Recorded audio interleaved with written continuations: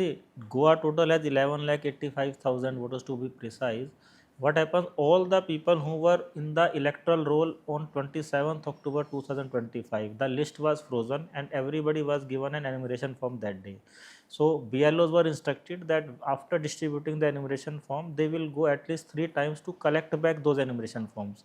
So while they were going to collect it, they found some of the voters are not present. So they were marked on the app itself. Every BLO is equipped with a BLO app.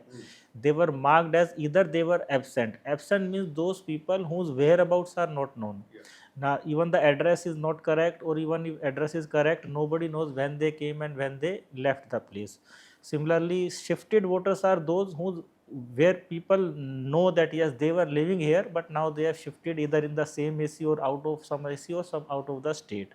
Similarly, in death cases, similarly any the relative has told that they have died, and in case of duplicate voter, generally it is the voter which has admitted that they have an election card elsewhere in some other state also, so they are not ready to come fill their enumeration form. In other cases where BLO is doing the mapping and they find that this voter is already mapped, his 2002 roll is mapped with elsewhere, so that cannot be mapped in Goa, so they are also marked as duplicate. So this is how this ASDD list is. Basically, this is the entire purpose is to sanitize the electoral list.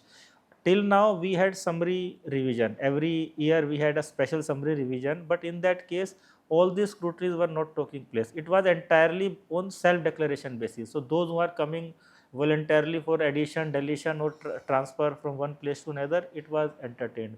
Now we are going house to house with our current role, and we are checking who are actually, whether they are alive, they have shifted or whatsoever. So this is how this entire process